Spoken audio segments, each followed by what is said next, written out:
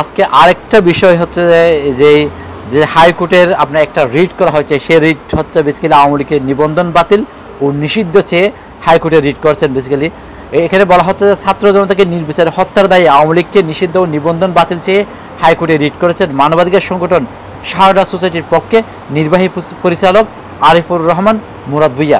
Arifur Rahman Murad Bhuiyan basically কী করেছেন, এই আওয়ামী লীগের যে নিবন্ধন এবং নিষিদ্ধ আওয়ামী লীগের নিবন্ধন বাতিল এবং আওয়ামী লীগকে নিষিদ্ধ করার দাবি চেয়েই হাইকোর্টে রিট করেছেন। বলা হচ্ছে যে আজকে সোমবার এই রিটটা করেছেন, 19 আগস্ট আজকে এই রিটটা করেছেন।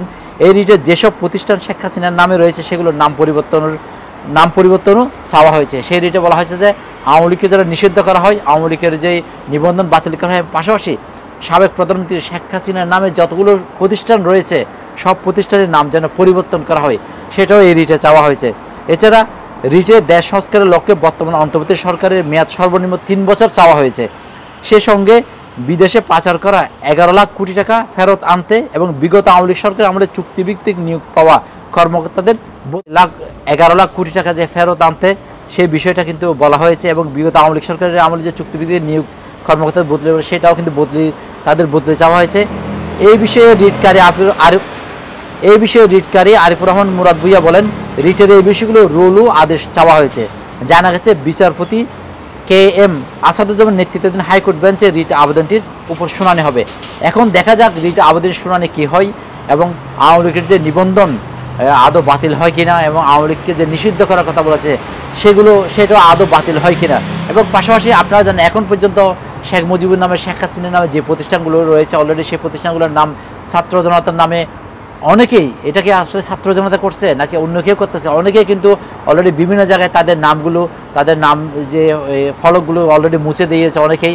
এখন দেখা যাক রাষ্ট্রীয়ভাবে কি ডিসিশন নেয়, রাষ্ট্রীয়ভাবে শেখ হাসিনার নামে যে প্রতিষ্ঠানগুলো আছে সেগুলোর নাম পাল্টানো হয় কিনা সেটাও দেখা যাক। কারণ এখানে রিট আবেদন করেছে সেখানে কিন্তু বলা হয়েছে, সেইখানে কিন্তু সে চেয়েছে যে শেখ হাসিনার নামে যত প্রতিষ্ঠান রয়েছে সবগুলোর প্রতিষ্ঠানের নাম যেন পরিবর্তন করা হয়। তবে একটা কথা, রিটে কিন্তু একটা বিষয় আসে নাই, সেটা হচ্ছে যে এই বঙ্গবন্ধু শেখ মুজিবুর রহমান নামে যে প্রতিষ্ঠানগুলো আছে, যে নামগুলো আছে বিভিন্ন প্রতিষ্ঠানে, সেই নামের বিষয়ে কিন্তু রিটে কোনো কথা বলা হয় নাই।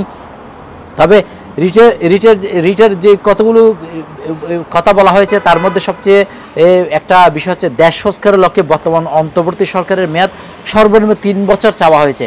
এখন সেটা নিয়েই দেখা যাক এই বর্তমান সরকার, তত্ত্বাবধায়ক সরকার এটা কতদিন থাকবে এখনো পর্যন্ত যায় না। তবে গতকাল কিন্তু প্রধান অফিসার ডক্টর ইউনূস কিন্তু উনি বলেছিলেন এই দেশ সংস্কারের বিষয়ে যে সংবাদ মাধ্যম সংস্কার এবং এই আইন বিষয়ক সংস্কার, আইন প্রণয়ন, নতুন আইনের যে সমস্যা আছে এগুলোকে সংস্কার করা এবং নির্বাচন কমিশনকে স্বাধীন করা, এই বিষয়গুলো যখন পূর্ণাঙ্গভাবে সংস্কার হবে তখন তিনি নির্বাচনের ঘোষণা দেবেন। এখন আমাদেরকে বুঝতে হবে কতদিন এই সংস্কারগুলো লাগবে, কতদিনের জন্য। তবে রিট যে আবেদন করেছে সে বলেছে সর্বনিম্ন 3 বছর চাওয়া হয়েছে যেন এই দেশ সংস্কারের লক্ষ্যে অন্তর্বর্তী সরকারের মেয়াদ। এখন দেখা যাক যে বিচারপতি KM আসাদুজ্জামান নেতৃত্বাধীন যে হাইকোর্ট বেঞ্চ এটার উপর যে আবেদনটির উপর শুনানি হবে, সেই শুনানিতে বিচারপতি কি বলেন এবং আওয়ামী লীগের আদৌ কি আবেদন বাতিল করা সম্ভব এবং নিষিদ্ধ করা সম্ভব এই পুরাতন একটা সংগঠনকে, যাদের লক্ষ লক্ষ নেতাকর্মী রয়েছে বাংলাদেশে। যদিও তাদের অনেক মন্ত্রী, অনেক নেতাকর্মীদের মধ্যে দুর্নীতির অভিযোগ রয়েছে, টাকা পাচারের অভিযোগ রয়েছে এবং সন্ত্রাসের অভিযোগ রয়েছে, দখলের অভিযোগ রয়েছে।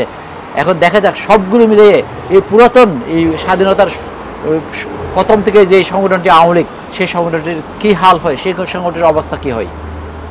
হেফাজুল করিম রকিব, NL 24।